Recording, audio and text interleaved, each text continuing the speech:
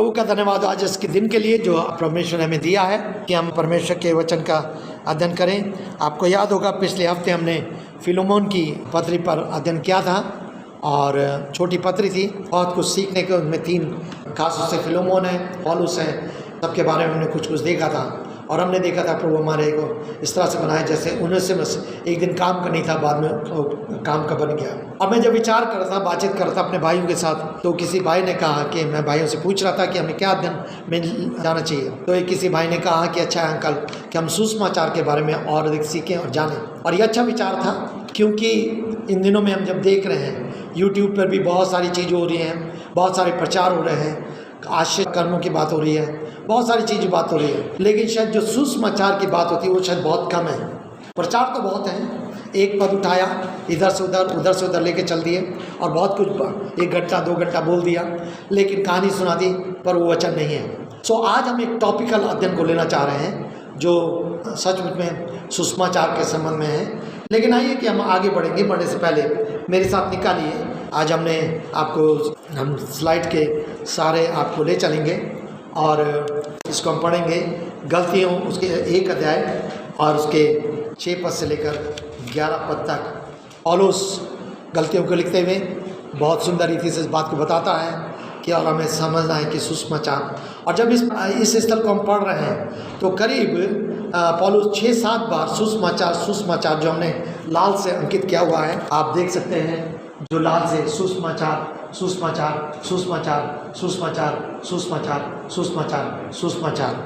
सो हम इसी थीम को लेकर, इसी विषय को लेकर आगे बढ़ेंगे ताकि लोग समझ सकें कि सचमुच में सुसमाचार क्या है और प्रभु सहायता करे। समझ सारी बातें मैं पढ़ना चाहता हूँ। गलतियों उसका 1 अध्याय और उसका 6 पद से लेकर। मुझे आश्चर्य होता है कि परमेश्वर जिसने तुम्हें मसीह के अनुग्रह से बुलाया उसे तुम इतने शीघ्र किसी अन्य ही सुसमाचार के लिए त्याग रहे हो। वास्तव में दूसरा सुसमाचार तो है ही नहीं, परंतु कुछ लोग हैं जो तुम्हें विचलित कर रहे हैं और मसीह के सुसमाचार को बिगाड़ना चाहते हैं। परंतु यदि हम या कोई स्वर्गदूत भी उस सुसमाचार को छोड़ जो हमसे तुमको सुनाया गया, कोई अन्य सुसमाचार तुम्हें सुनाए तो शापित है। ध्यान दीजिएगा, पौलुस कह रहा है वो सुसमाचार जो हमने तुम्हें सुनाया, उसके अलावा कोई और सुसमाचार तुम्हें सुनाया गया है तो तुम शापित हो। इस बात को सुन लीजिए, वो शापित है। क्या कह रहा है? जैसा हम पहले कह चुके हैं वैसे ही अब मैं फिर से कहता हूँ, जो सुसमाचार तुमने स्वीकार किया है, यदि उसके विपरीत कोई सुसमाचार तुम्हें सुनाए तो वो शापित हो। क्या अब मैं मनुष्य की कृपा प्राप्त करना चाहता हूँ या परमेश्वर की, या मैं मनुष्य को प्रसन्न करने का प्रयास कर रहा हूँ? यदि मैं अब तक मनुष्य को प्रसन्न करने का प्रयास करता रहा तो मैं मसीह का दास ना होता। यदि मैं अब तक मनुष्य को प्रसन्न करने का प्रयास करता रहता तो मसीह का दास ना होता। बहुत ही इम्पोर्टेंट शब्द हैं ये, आगे हम चल के इसको देखेंगे। भाइयों, मैं चाहता हूँ कि तुम ये जान लो कि जो सुसमाचार मैंने तुमको सुनाया था वो मनुष्य का सा नहीं। और इस खंड में जो हमने पढ़ा है 6 पद से लेकर 11 पद तक, पौलुस बार एक बात को रिपीट कर रहा है। मुख्य बात सुसमाचार, गॉस्पेल। और ये सच है कि हमें इस ना केवल शब्द को समझना है लेकिन इसके अर्थ को गहराई से समझना है। जैसे मैंने कहा कि बहुत सारे प्रचारक हैं जो प्रचार करते हैं, लेकिन शायद उनके प्रचार में कहीं सुसमाचार शब्द नहीं आता, क्योंकि वो स्वयं सुसमाचार को नहीं जानते, सुसमाचार के अर्थ को नहीं जानते, सुसमाचार के प्रभाव को नहीं जानते, सुसमाचार के परिणाम को नहीं जानते, और सुसमाचार उनके लिए शून्यता के समान होता है और इसलिए वो इधर से उधर प्रचार करते हैं। पर परमेश्वर के वचन में मेरे और आपके जीवन में सुसमाचार बहुत इम्पोर्टेंट रोल अदा करता है।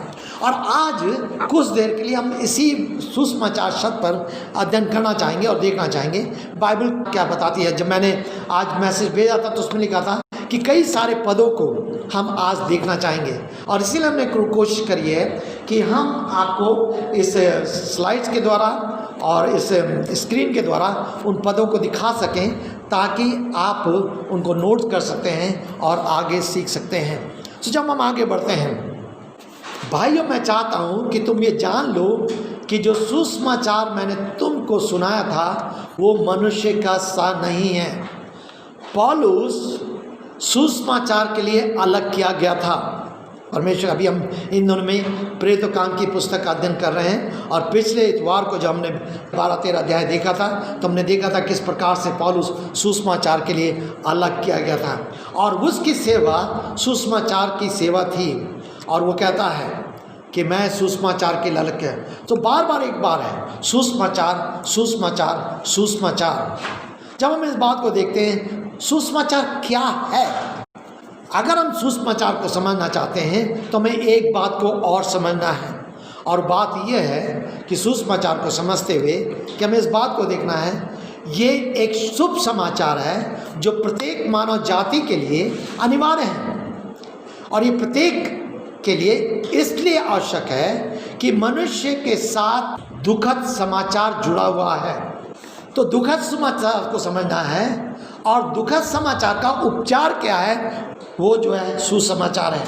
जब आप सुबह सुबह उठते हैं और आप यह अपेक्षा करते हैं कि आपके दरवाजे पर आपका जो हॉकर पेपर वाला है वो सुबह सुबह आपको पेपर ला कर डाल देगा और सुबह उठकर आप पेपर उठाते हैं और सोचते हैं कि मैं पेपर की हेडिंग देखूं, तो जैसी आपको पेपर की हेडिंग मिलती है उस पर सुसमाचार नहीं मिलता, उसमें आपको अधिकतर दुख के समाचार मिलते हैं। हत्याएं हैं, चोरी हैं, डकैती हैं, सरकार के निर्णय हैं, बहुत कुछ है, बहुत कुछ है। छोटे बच्चों के लिए स्कूल की छुट्टी है तो अच्छा समाचार है, स्कूल जाना तो गड़बड़ समाचार है, अलग तरह से अलग अलग रीति से। लेकिन वो सारे समाचार से मतलब नहीं है। लेकिन हमें इस बात को समझना है कि परमेश्वर का वचन क्या कहता है जो दुखद समाचार के लिए है और हमें इस बात को समझना है। दुखद समाचार क्या है? वो मनुष्य के पापी जीवन से संबंधित है। दुखद समाचार मनुष्य के पापी जीवन से संबंधित है जिसका परिणाम मनुष्य के जीवन में दंड और मृत्यु है। कोई भी मृत्यु नहीं चाहता, कोई भी दंड नहीं चाहता और यही दुखद समाचार है। अरे मृत्यु, अरे दंड, ये मनुष्य को चौंकाने वाला है। अगर कोई आपको सुबह सुबह एक पर्चा डाल दे आपके दरवाजे के सामने और उस पर लिख दे कि आज के 4 या 5 घंटे बाद या 24 घंटे बाद आपकी मृत्यु हो जाएगी, और अगर एक बड़े बड़े पर्चे में लिखकर आपको दे दिया जाए तो आप क्या करेंगे? कितने लोग हैं उस समय उसको लेकर के पढ़ के व्याकुल और परेशान हो जाएंगे। मृत्यु, क्योंकि कोई मरना नहीं चाहता। हम सड़क पे चलते चलते गाड़ी आ रही, क्यों अपने आप को किनारे कर देते हैं? क्यों नहीं कहते ठीक है गाड़ी हमारे पर चली जाए, कोई बात है मैं देख लूँगा? नहीं, हम सब जीवन चाहते हैं, सच्ची बात है, इसमें बुरा नहीं है। लेकिन वो कह रहा है कि जीवन और दंड मृत्यु है। सुसमाचार को जानना बहुत ही अधिक अनिवार्य है। दुखद समाचार क्या है? मनुष्य पापी है और मनुष्य पापी होने के नाते सबने पाप किया है और सब परमेश्वर की महिमा से रहित हैं। और ये अदन की वाटिका में हम देखते हैं, बार बार सुनते हैं। कई लोग कहते हैं कि एक छोटा बच्चा पापी कैसे हो सकता है? सुन लीजिए, पापी मनुष्य के स्वभाव में है, मनुष्य के चरित्र में है, मनुष्य की मनसा में है, मनुष्य की भावना में है और ये पाप से वो घिरा हुआ है। और हम बार बार उस कहानी को सुनते हैं जो अदन की वाटिका में घट गई दुखद कहानी। पहले दूसरे अध्याय उत्पत्ति के बहुत सुंदर अध्याय थे, उसमें कोई भी पाप का जिक्र नहीं था और उस कारण मनुष्य परमेश्वर के साथ आनंदित था, परमेश्वर में आनंद था, परमेश्वर के साथ आनंदित था और न केवल परमेश्वर में और परमेश्वर के साथ लेकिन आपस में भी आनंदित था। आदम का जो संबंध था वो एक सुख में, शांति में संबंध था। लेकिन जैसे तीसरे अध्याय में आते हैं हम देखते हैं कि अब वो घटना घट गई जो पाप की घटना थी, जो बहुत ही दुखद घटना थी। आप सब जानते हैं, मैं उसको ज़्यादा रिपीट नहीं करूँगा। लेकिन मनुष्य के हट्टीपन से, मनुष्य के घमंड के कारण, मनुष्य परमेश्वर पर निर्भर ना रहने के कारण, बहुत सारी चीज़ों के कारण, जो उसके कारण मनुष्य की स्थिति ऐसे आई और तब उसके जीवन में दंड आ गया। और तब दुखद समाचार क्या है? सबने पाप किया और सब परमेश्वर की महिमा से रहित है। पाप की मजदूरी तो मृत्यु है, ये दुखद समाचार है। रोमियो उसका 3 अध्याय उसका 23 पद, 6 अध्याय उसका 23 पद। लेकिन मैं आपको बताना चाह रहा हूँ कि मनुष्य पाप के कारण दंडित हो गया, पाप के कारण मृत्यु आ गई। अब क्या है? अब उस अच्छा समाचार क्या है? सुसमाचार को जानना बहुत ही अधिक अनिवार्य है। ये क्या समाचार है? कैसे समाचार है? परमेश्वर के कुछ पदों का वचन को हम जानते हैं, उसको देखेंगे। यमुना 3 अध्याय 16 पद, ये अच्छा समाचार है, ये सुसमाचार है। परमेश्वर ने जगत से ऐसा प्रेम किया। हम बार बार इन पदों को सुनते हैं। ये अच्छा समाचार है। परमेश्वर ने जगत से ऐसा प्रेम किया कि उसने अपना इकलौता पुत्र मेरे और आपके लिए दे दिया, ताकि जो कोई उस पर विश्वास करे वो नाश न हो परंतु अनंत जीवन पाए। ये है दूसरा तो काम उसका 2 अध्याय 22, 23, 24 पद। बार मैं इसको अपने संदेश में बोलता हूँ। 22 पद में प्रभु यीशु मसीह का जीवन है कि प्रभु यीशु मसीह मनुष्य बनकर इस पृथ्वी पर आए। उन्होंने सेवा की, उन्होंने शिक्षाएं दी, उन्होंने आश्रय कम किए, उन्होंने सब कुछ किया। 23 पद प्रभु यीशु मसीह की मृत्यु है। ये एक अच्छा समाचार है। अगर प्रभु यीशु मसीह की मृत्यु ना होती तो मेरे और आपके लिए कोई अच्छे समाचार की आशा नहीं होती। अच्छे समाचार की कोई आशा नहीं होती। मेरे प्रियो, आपने मैराथन रेस का नाम सुना है, और ये मैराथन रेस ग्रीस के यूनान की युद्ध से संबंधित था, जो प्रभु यीशु मसीह के जन्म से पहले की घटना है। और यूनान का युद्ध चल रहा था, और यूनान का युद्ध चलते चलते एक सैनिक जब यूनान जीत गया तो दौड़ते दौड़ते करीब 22 किलोमीटर दूर तक वो दौड़ते दौड़ते ये संदेश देने के लिए आया कि यूनान जीत गया है, यूनान जीत गया है, यूनान जीत गया है। और जब उसने संदेश दे दिया और उसके बाद वो गिर गया और उसकी मृत्यु हो गई। एक शुभ संदेश को देने के लिए उसको अपने प्राण को गंवाने पड़े। लेकिन संदेश क्या था? यूनान जीत गया है, यूनान जीत गया है। मेरे प्रियो, एक की मृत्यु ने लोगों के लिए शुभ संदेश दे दिया। और यूनान में जो जश्न मनाया गया, उसके बाद से उसी के नाम से ये मैराथन शुरू हो गया, जो आज भी एथलीट्स में बहुत फेमस है।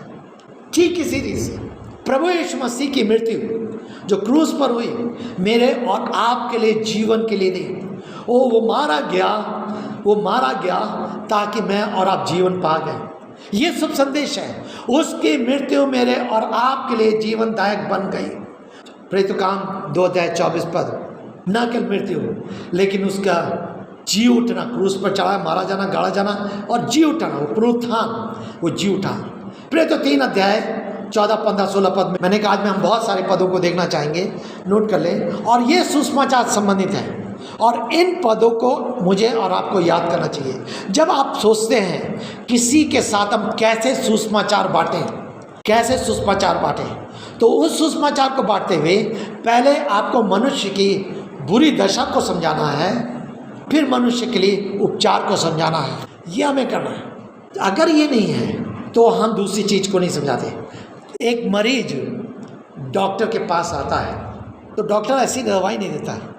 दवाई देना खुशखबरी है उसके लिए, लेकिन उसके मर्ज को बताना ये उसके लिए दुख की खबर है। भैया तुम्हें ये खराबी है, तुम्हारा लीवर खराब है, तुम्हारा ऐसा है, ये हो रहा है, वो हो रहा है, और वो परेशान होता है। लेकिन तुम परेशान मत हो, तुम्हारे लिए उपचार है। और जब हम सुसमाचार को बांटते हैं तो हमें मनुष्य की कंडीशन को बताना ज़रूरी है। जैसे मैंने कहा, छोटा बच्चा भी उसके अंदर भी पाप पाता है, उसके स्वभाव में, उसके सोच में। क्यों छोटा बच्चा जो 2 साल का, 1 साल का, 3 महीने का, 4 महीने का, मैं बार बार बोलता हूँ, यदि उसकी माँ उसको उतार के गोदी से उतार देती है, दूसरे बच्चों को गोदी में ले लेती है, तो उसकी क्या प्रतिक्रिया होती है? वो क्रोधित होता है, चिल्लाता है। अभी बोलना नहीं जानता, माँ भी बोलना नहीं जानता, लेकिन क्यों उसके अंदर प्रतिक्रिया होती है कि अरे मेरी माँ ने मुझको गोदी से उठा के दूसरे को ले लिया। कारण ये है कि उसके अंदर वो स्वभाव है, और जैसे जैसे वो बढ़ता चला जाता है वो स्वभाव उसके अंदर बढ़ता चला जाता है। पाप का स्वभाव, इसलिए दाऊद कहता है मैं माँ के गर्भ में पाप के साथ पड़ा, हम जन्म से पापी हैं, ये है। और इसलिए सुसमाचार की ज़रूरत है। जब हम इस बात को देखते हैं तो हम परमेश्वर का धन्यवाद देते हैं, परमेश्वर ने मेरे और आपके लिए उपचार का प्रबंध किया है। लेकिन पौलुस क्या कहता है, सुसमाचार ना प्रचार करने वाले पर हाय। मुझे सुसमाचार को जानना है, मुझे और आपको सुसमाचार को जानना है, मुझे और आपको सुसमाचार को समझना है, मुझे और आपको सुसमाचार पर विश्वास करना है, और तब मुझे और आपको सुसमाचार को बांटना है। पहली बात, जब तक मैं और आप सुसमाचार को ना जाने हम आगे नहीं बढ़ सकते। बाइबल का ज्ञान आपके अंदर बहुत होता है, आप बहुत अच्छे प्रचारक भी होते हैं, लेकिन अगर सुसमाचार को आप नहीं जानते तो आपका प्रचार व्यर्थ है। और मेरे प्रियो, मुझे और आपको गंभीर होना है, और हम सच्चे सुसमाचार पर विश्वास करते हैं, मिले जुले सुसमाचार पर विश्वास नहीं करते, संपन्नता के सुसमाचार पर विश्वास नहीं करते। अगर कोई ये कहता है तो भ्रमित करता है, क्योंकि हम शुद्ध विवेक से बड़े याद के साथ परमेश्वर के सामने खड़े होकर इस बात की साक्षी दे सकते हैं कि हाँ, हम प्रभु यीशु मसीह के सच्चे सुसमाचार पर विश्वास करके उसका पालन करना चाहते हैं, उसका प्रचार करना चाहते हैं। ये हमारा विवेक इस बात की साक्षी देता है, और हमने शुरू से इस बात पर ध्यान दिया है। लेकिन पौलुस कहता है, तो वो कहता है कि अगर तो ना केवल मुझे जानना है, ना केवल मुझे अपनाना, ना मुझे करना है, लेकिन उसके साथ साथ मुझे उसका प्रचार करना है, मुझे उसका प्रचार करना है। कुछ पदों को हम देखेंगे। पौलुस क्या कह रहा है, पहला थिस्सलुनीके उसका पहला अध्याय और उसका 5 पद, क्योंकि हमारा सुसमाचार तुम्हारे पास न केवल शब्दों में परंतु सामर्थ में, पवित्र आत्मा में और पूर्ण निश्चयता के साथ भी पहुंचा। वो क्या कह रहा है, पौलुस कह रहा है हमारा सुसमाचार। क्यों पौलुस हमारा सुसमाचार कह रहा, अभी हम आगे चल के देखेंगे। हमारा सुसमाचार तुम्हारे पास केवल शब्दों में नहीं है कि केवल हमने कुछ ज्ञान को प्राप्त कर लिया, लेकिन परमेश्वर की सामर्थ्य पाई जाती है, क्योंकि सुसमाचार में परमेश्वर की सामर्थ्य है। कह रहा सामर्थ्य में, पवित्र आत्मा में, क्योंकि सुसमाचार में जिसको जीवन देने वाला पवित्र आत्मा है। न केवल पवित्र आत्मा में, लेकिन वो आगे चल के कहता है कि पवित्र आत्मा में पूर्ण निश्चयता के साथ हम जो कुछ भी कह रहे हैं प्रभु यीशु मसीह के बारे में, जो कुछ भी कह रहे हैं उसके जीवन के बारे में, उसके मृत्यु के बारे में, उसके पुनरुत्थान के बारे में, और मनुष्य के पाप से छुटकारे के बारे में, प्रभु यीशु मसीह किस प्रकार से पाप से छुटकारा देता है, कैसे लोगों को सुसमाचार पर विश्वास करना है, वो पूर्ण निश्चयता के साथ कह रहे हैं। उसमें कोई मिलावट नहीं है, कोई अधूरा विश्वास नहीं है। हम निश्चित हैं परमेश्वर का वचन सच्चा है, हम निश्चित हैं कि सुसमाचार जीवित है, हम निश्चित हैं कि सुसमाचार में जीवन पाता है। और इसलिए मेरे प्रियो, सुसमाचार को समझना बहुत जरूरी है, सुसमाचार को जानना बहुत जरूरी है, सुसमाचार को अपनाना बहुत जरूरी है, उस पर विश्वास करना बहुत जरूरी है। अन्यथा केवल वो ज्ञान मात्र रह जाएगा और व्यर्थ हो जाएगा। और इसलिए पौलुस इस बात को कह रहा है। दूसरा थिस्सलुनीके उसका दूसरा अध्याय और उसका 14 पद कह रहा है, जिसके लिए उसने हमारे सुसमाचार के द्वारा तुम्हें बुलाया कि तुम हमारे प्रभु यीशु मसीह की महिमा को प्राप्त कर सको। ये सुसमाचार क्या करता है? सुसमाचार महिमा प्रदान करता है। आदन की वाटिका में परमेश्वर ने मनुष्य को अपनी महिमा का भागी बनाया था। जब वो कहता है कि परमेश्वर ने मनुष्य को, आदम और हवा को अपने स्वरूप, अपनी समानता में बनाया, तो उसकी स्वरूप, उसकी समानता में परमेश्वर ने अपनी महिमा का भागी बनाया। जो परमेश्वर का वैभव था, जो परमेश्वर की पवित्रता थी, जो परमेश्वर की धार्मिकता थी, जो परमेश्वर की महिमा थी, वो उसमें था। इसीलिए जब आप यूहन्ना उसके 17 अध्याय में आप पढ़ते तो प्रभु यीशु मसीह कहता है, हे पिता, तू अपनी वो महिमा जो जगत की उत्पत्ति से पहले थी उसे प्रकट कर। अर्थात जगत की उत्पत्ति से पहले परमेश्वर पिता, परमेश्वर पुत्र, परमेश्वर पवित्र आत्मा में ये महिमा पाई जाती थी। और आदन की वाटिका में जब परमेश्वर ने मनुष्य की सृष्टि की तो उस समय परमेश्वर ने अपनी महिमा का उन्हें भागी बनाया। ये प्रभु का धन्यवाद हो, परमेश्वर धन्यवाद हो। वो कह रहा है ये सच है। और वो सुसमाचार जब महिमा खो गई तो इस सुसमाचार पुनः, उस सुसमाचार द्वारा हम पुनः उस महिमा को प्राप्त करते हैं जो परमेश्वर मुझे और आपको देना चाहता है। जब हम आगे बढ़ते हैं तो हम कुछ बात को और देखना चाहेंगे सुसमाचार के संबंध में। आज मैं जो जा रहा हूँ ये सुसमाचार देखिए परमेश्वर के राज्य से संबंधित है। ये सुसमाचार परमेश्वर के राज्य से संबंधित है। इन पदों का आप लिख सकते हैं, शायद सारे पदों को हम खोल के ना पढ़ें समय को ध्यान रखते हुए, लेकिन आपके लिए बाद में अध्ययन करने के लिए बहुत अच्छा होगा कि आप इन पदों को खोल करके घर में पढ़ें। मत्ती उसका 24 अध्याय 14 पद, परमेश्वर का सुसमाचार, परमेश्वर का समाचार जो है वो परमेश्वर के राज से संबंधित है। लूका 1 अध्याय 32 और 33 पद, प्रेरित काम उसका 15 अध्याय और उसका 3 पद, ये इस में सच में परमेश्वर का वो समाचार पाता है। अब जब हम इस बात को देखते हैं तो हम उस चीज़ को देखना चाहते हैं किस रीति से परमेश्वर ने इस सुसमाचार में क्या क्या चीज़ें रखी हैं। केवल ये नहीं कि हम सुसमाचार को विश्वास कर लें, जैसे सच में सुसमाचार प्रभु यीशु मसीह का जीवन है, सुसमाचार प्रभु यीशु मसीह की मृत्यु है, सुसमाचार प्रभु यीशु मसीह का पुनरुत्थान है। हमें प्रभु यीशु मसीह के जीवन पर विश्वास करना है। कई लोग यीशु की शिक्षाओं पर विश्वास करते हैं, ध्यान दीजिएगा। हाँ, यीशु की शिक्षा बहुत अच्छी है, पहाड़ी उपदेश बहुत अच्छे हैं, अरे ये बहुत अच्छा, प्रभु यीशु मसीह ने प्रेम का संदेश दिया, प्रभु यीशु मसीह शांति का संदेश दिया, यहाँ तक कि वो अपने दफ्तर में अपने उसमें सब कुछ ले। एक बार मुझे मौका ऐसा अवसर पड़ा कि अपने संस्था के कुछ काम से एक अधिकारी के ऑफिस में जाना पड़ा। बहुत अच्छे अधिकारी थे, काफ़ी साल हो गए, और जब मैं उनके ऑफिस में गया, मैं बैठ के बात कर रहा था, तो बात करते करते उन्होंने कहा, देखिए, मेरे से बात अच्छी रिस्पेक्ट के साथ बात करी कि उन्होंने यहाँ दिखाया और वो अपने बगल में उन्होंने क्राइस्ट की तस्वीर लगा रखी थी। कहले, देखिए, मैं भी क्राइस्ट को मानता हूँ, मैं भी क्राइस्ट को मानता हूँ, मैं भी कभी कभी चर्च में जाता हूँ और जाकर वहाँ पर दान देता हूँ, और मुझे क्राइस्ट की शिक्षाएँ बहुत अच्छी लगती हैं। उन्होंने बहुत तारीफ करी, लेकिन क्या उन्होंने क्राइस्ट को, क्या उन्होंने मसीह को अपना लिया? नहीं अपना लिया। मसीह की शिक्षाओं को अपना लिया। मसीह यीशु बहुत अच्छे लगते हैं, बहुत अच्छे लगते हैं। कई बार ऐसा मौका आता है जब अधिकारियों से बातचीत होती है, वो प्रभु यीशु मसीह के बारे में बहुत प्रशंसा करते हैं, लेकिन आज संसार यीशु मसीह को नहीं अपनाना चाहता, यीशु की शिक्षा को अपनाना चाहता है, लेकिन यीशु को नहीं अपनाना चाहता। और बिना यीशु के आपको सच्चा सुसमाचार नहीं मिल सकता। देखिए, पौलुस क्या कहता है, रोमियो उसका पहला अध्याय, और पौलुस क्या कहता है 16 पद, कितने याद के साथ क्या कह रहा है वो कह रहा है 16-17 पद, मैं सुसमाचार से लज्जित नहीं होता, क्योंकि ये प्रत्येक विश्वास करने वाले के लिए, पहले यहूदी और फिर यूनानी के लिए उद्धार के लिए निमित्त परमेश्वर की सामर्थ है। क्यों? वो जानता है ये सुसमाचार सबसे पहले परमेश्वर का सुसमाचार है। रोमियो उसका पहला अध्याय उसका पहला पद, पौलुस की ओर से जो मसीह यीशु का दास है और प्रेरित होने के लिए बुलाया गया है और परमेश्वर के उस सुसमाचार के लिए पृथक किया गया है। पहली चीज, वो परमेश्वर का सुसमाचार। दूसरी बात, वो परमेश्वर के पुत्र प्रभु यीशु मसीह का सुसमाचार है। नामा पद, जिसकी सेवा मैं अपनी आत्मा में उसके पुत्र के सुसमाचार में करता हूँ।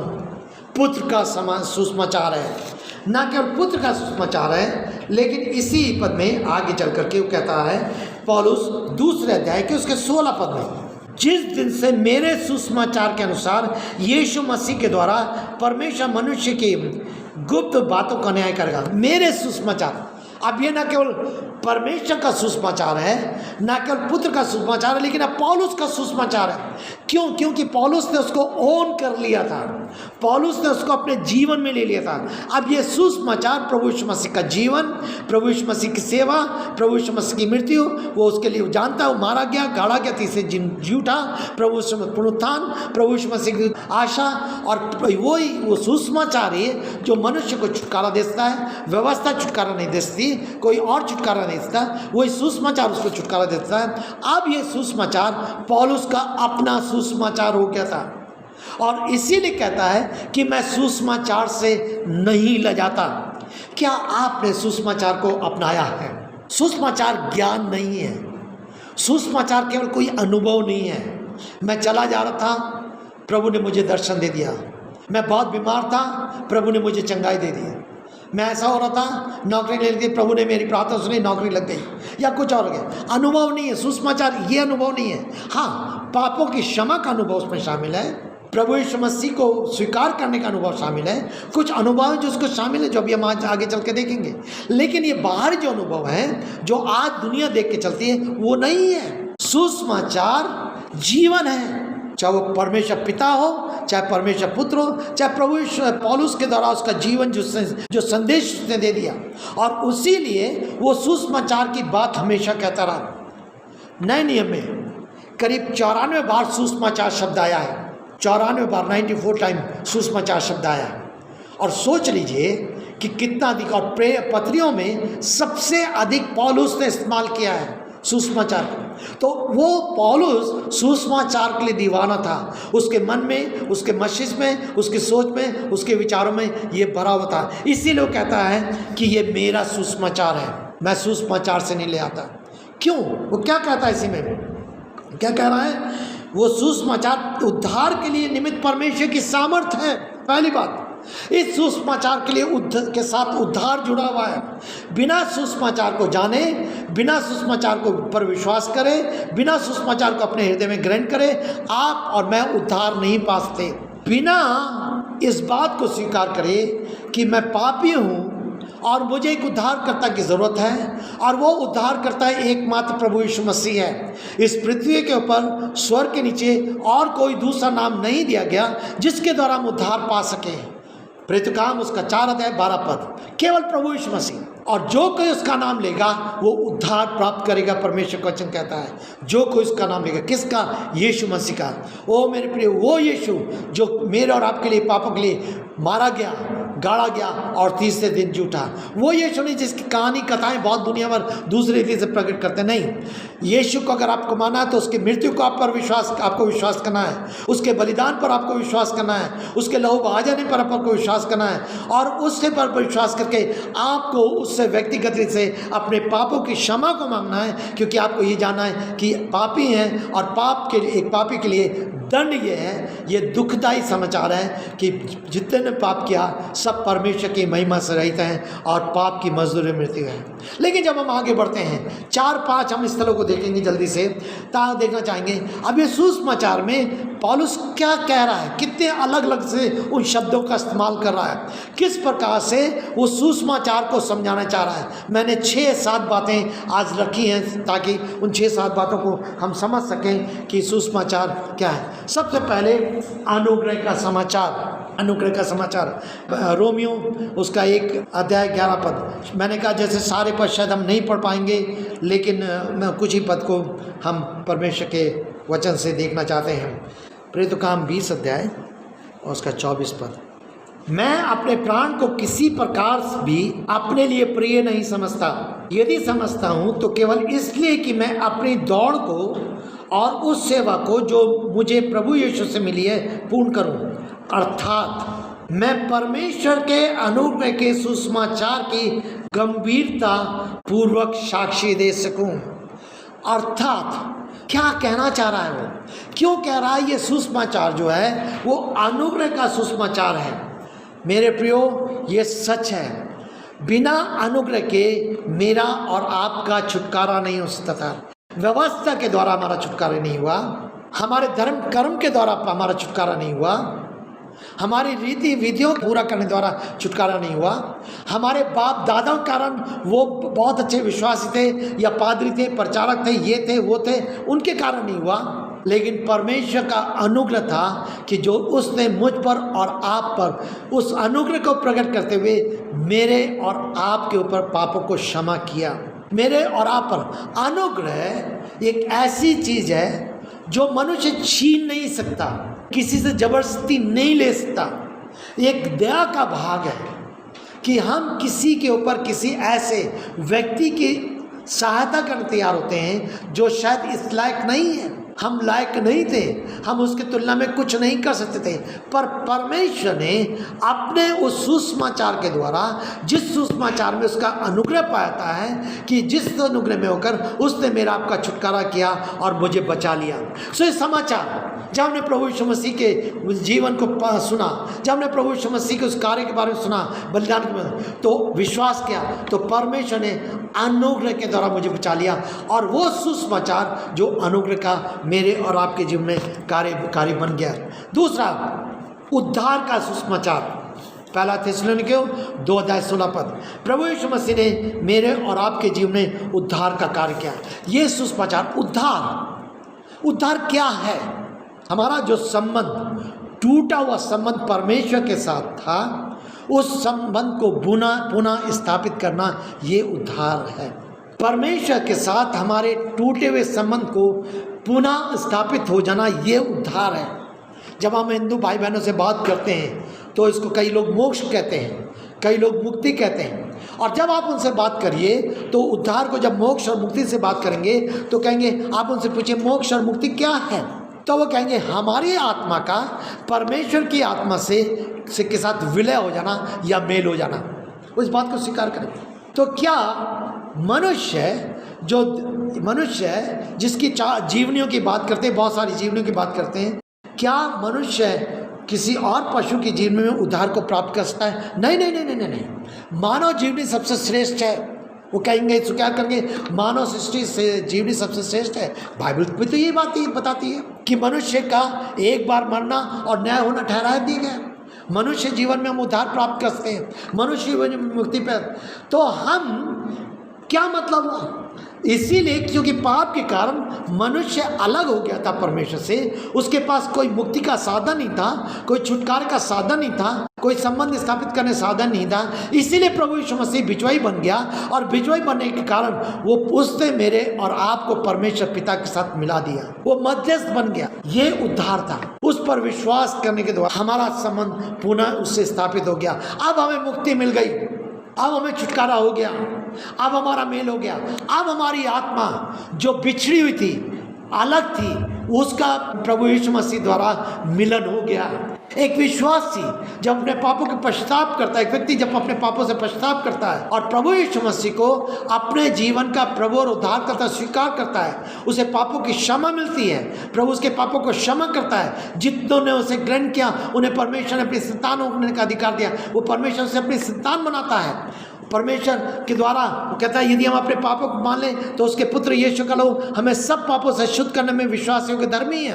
पहला यूहन्ना उसका 1 अध्याय 8वां पद। और जब हम उस पर विश्वास करते हैं, पापों की क्षमा मांगते हैं, उसका लहू हमें शुद्ध करता है, तो हमारा संबंध परमेश्वर पिता के साथ हो जाता है। ये मुक्ति है, यही मोक्ष है, यही उद्धार है। इसको समझना है। मनुष्य के कार्यों के द्वारा नहीं है, मनुष्य के अपनी योजना के द्वारा नहीं है, मनुष्य के अपने प्रयास के द्वारा नहीं है, मनुष्य के अपने बहुत कुछ करने द्वारा नहीं है, लेकिन प्रभु यीशु मसीह द्वारा। ये उसका अनुग्रह है और ये उद्धार का समाचार है। आगे चल करके मसीह का सुसमाचार, ये मसीह क्यों, मसीह का सुसमाचार, 1 थिस्सलुनीकियों उसका 3 अध्याय उसका 2 पद। क्या मतलब है मसीह, क्यों मसीह शब्द है, मसीह का सुसमाचार क्या? और यहूदी लोग सबसे ज़्यादा मसीह शब्द से चिढ़ते थे। मसीह शब्द से बाद में मसीह शब्द से चिढ़ने लगे थे जब मसीह शब्द आया। इसीलिए नए नियम में मसीह शब्द का इस्तेमाल ज़्यादा नहीं हुआ, केवल 3 बार हुआ। इस शब्द से जुड़ते थे। मसीह के अनुयायी मसीह, क्या मतलब है? मसीह जब शब्द आता था वो हमेशा उससे आता था जो मसा किया हुआ, जो मेरे और आपके लिए पापों के लिए बलिदान किया हो गया है, जिसने मेरे और आपके लिए बलिदान किया, वो मसीह। और वो इस बात को मानने के लिए तैयार नहीं होते थे कि हमारे पापों के लिए कोई भी इस तरह से बलिदान होगा। वो इसीलिए यीशु मसीह पर विश्वास नहीं करते। लेकिन प्रभु का धन्यवाद है परमेश्वर के लिए, उसने अपने इकलौते पुत्र को संसार में भेजा और वो मेरे और आपके लिए मसा हो गया, बलिदान बन गया, मेमना बन गया। इसीलिए यूहन्ना उसका 1 अध्याय उसके 29 पद में जैसे यीशु मसीह को आते हुए देखा, देखो परमेश्वर का मेमना जो जगत के पापों को उठा ले जाता है, वो मेरे और आपके लिए मेमना बन गया। ये मसीह मेमना है और ये उस मेमने का सुसमाचार है जो मेरे और आपके लिए क्रूस पर बलिदान हुआ, जिसने लहू बहाया, जिसने यातना सही, जिसने मेरे और पाप के छुटकारे के लिए अपने आप को दे दिया, वो उस मेमने का सुसमाचार है, उस मसीह का सुसमाचार है। और इसलिए मेरे प्रियो, मुझे और आपको इस पर विश्वास करना है। आगे चल के मेल का सुसमाचार है, ये मेल का सुसमाचार। मेरे प्रियो, मैं बार बार इस बात को कहता हूँ कि एक सच्चा विश्वासी अगर वो प्रभु के साथ उसका सच्चा संबंध है तो मसीह लोगों के साथ सच्चा संबंध रखेगा। और सच्चा संबंध पाप के साथ नहीं हो सकता। चाहे मैं पाप को लेकर मैं चलूं, चाहे पाप को लेकर आप चलें। और हमें पाप के इसको अपने जीवन से अलगाव करना है और पाप से खेलना नहीं है, पाप से खिलवाड़ नहीं करना है, पाप से खेलना नहीं। मेरे प्रियो, परमेश्वर का वचन पाप के प्रति, पाप से बहुत ही अलग व्यवहार करता है। लेकिन ये समाचार और उससे समाचार, ना केवल इस समाचार के द्वारा मेरे और आपके मेल मिलाप किया, लेकिन उसके साथ साथ मेरे और आपके मेल मिलाप की सेवा भी सौंप दी। परमेश्वर का वचन कहता है, दूसरा कुरिन्थियों उसका 5वां अध्याय उसका 17 पद से आप पढ़ लीजिए। वहाँ पर लिखा हुआ है, जो मसीह में है वे नई सृष्टि हैं, देखो पुरानी बातें बीत गई, वे सब नई हो गई, वे सब नई हो गई। और मेरे प्रियो, उस मेल के लिए क्षमा की ज़रूरत पड़ती है, क्षमा मांगने की ज़रूरत पड़ती है, क्षमा करने की ज़रूरत पड़ती है। क्षमा मांगने का सिद्धांत है, बाइबल में लिखा है। एक पद को लेकर हम पूरी डॉक्ट्रिन को नहीं समझ सकते। कई बार अभी पिछले दिनों में किसी ने मुझे व्हाट्सएप किया, कुछ क्वेश्चन पूछा, मैंने कहा भाई आप सामने आइए, हम बैठकर बात करेंगे।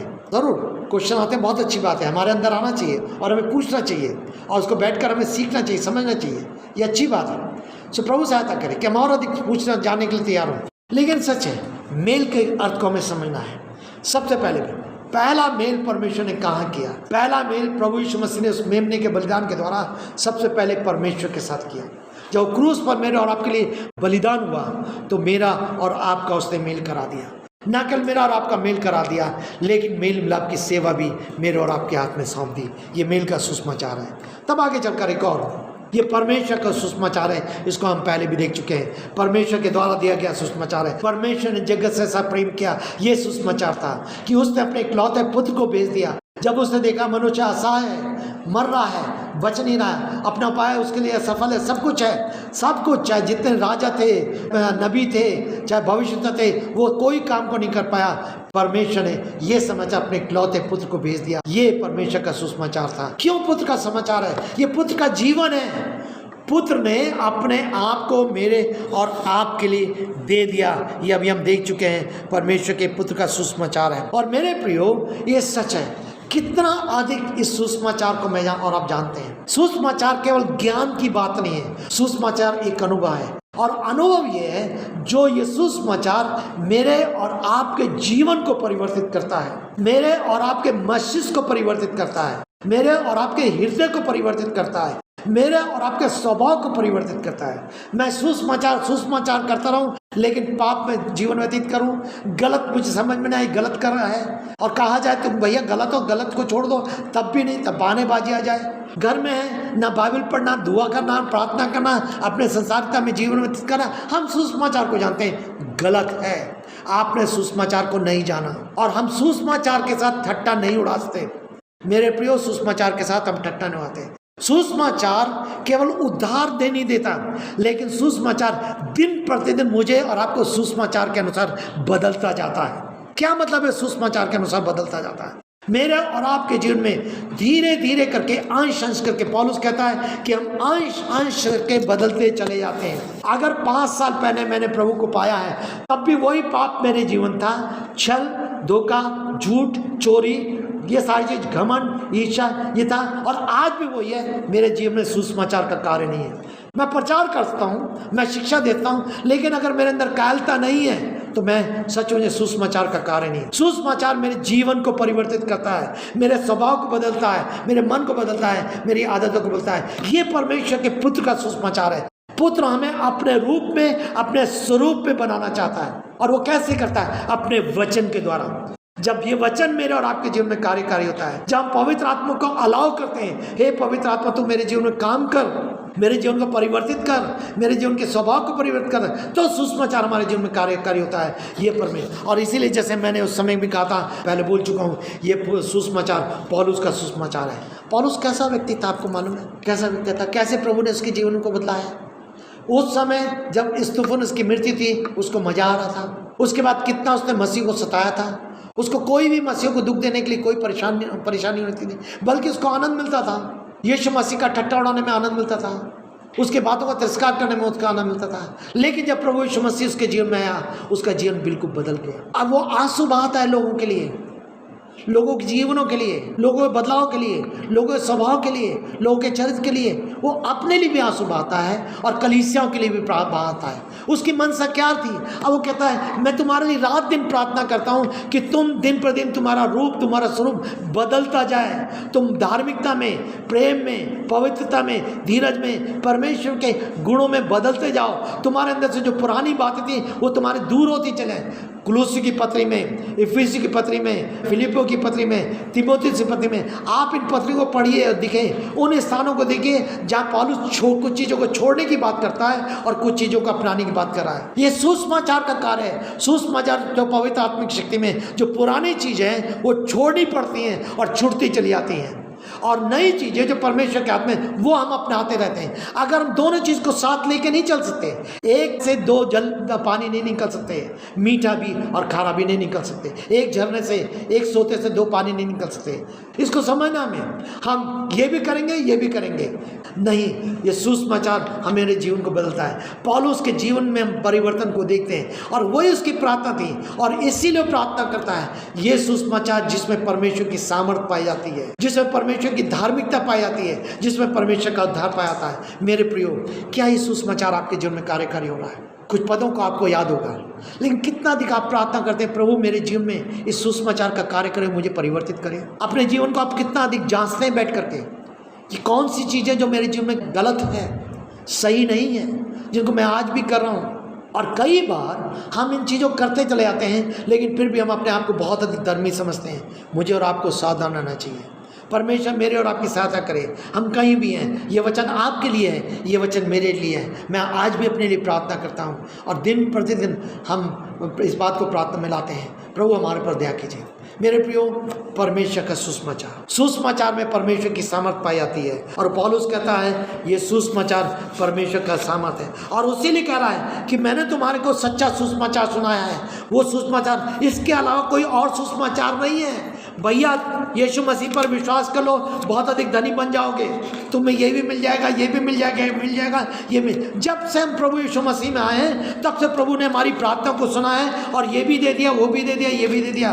पहले मैं साइकिल में चलता था, अब मैं हवाई जहाज में चलता। ये सुसमाचार। पौलुस कहता है कोई और सुसमाचार नहीं। यदि तुम किसी और सुसमाचार के लेके चल रहे हो, तुम्हारे मन भटके हुए हैं, तो मेरे पे तुम्हें सावधान रहना है, तुम्हें चौंकना चाहिए। कह रहा है कोई और सुसमाचार नहीं है।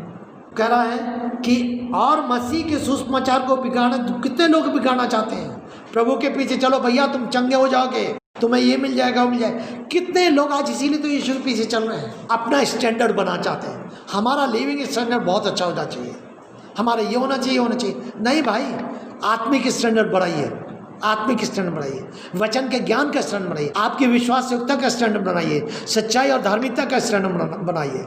आपके जीवन, मेरे और आपके जीवन से, व्यवहार से दिखाई देता है कि हम किस प्रकार से अपने जीवन में पाप के साथ व्यवहार करते हैं, या कैसे अपने जीवन, वो इस तरह हमारे जीवन में दिखाई देती है।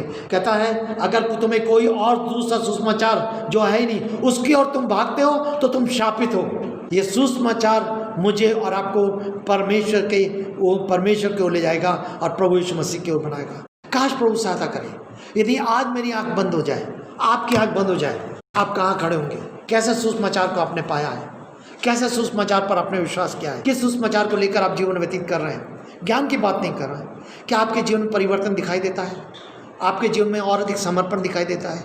आपके जीवन में गंभीरता दिखाई देती है? अगर ये नहीं है तो आपको आज पश्चाताप करना चाहिए, क्षमा मांगनी चाहिए। प्रभु मैंने बपतिस्मा लिया है, शायद कलीसिया का सदस्य भी हूँ, शायद मैं बहुत बड़ी बड़ी बातें भी करता हूँ, लेकिन मेरे जीवन में सच्चे सुसमाचार का कार्य नहीं। पवित्र आत्मा मेरे जीवन में सच्चे सुसमाचार का कार्य करिए। ये सुसमाचार वो उपचार है, वो दवाई है जो मेरे और आपको पाप से आज़ाद करेगी, मेरे और आपको जीवन को आत्मिक रीति स्वस्थ बनाएगी, मेरे और आपको जीवन को और एक स्वस्थ बना करके एक आशा में प्रवेश कराएगी जो भविष्य की आशा है। अन्यथा ऐसा ना हो कि हम धोखे में रहें और बाद में परमेश्वर के पास सामने जाएं, परमेश्वर का मैं तुम्हें नहीं जानता। आप धोखे और में ना रहें। परमेश्वर मेरी आपकी सहायता करें। आइए हम प्रार्थना में जाएं।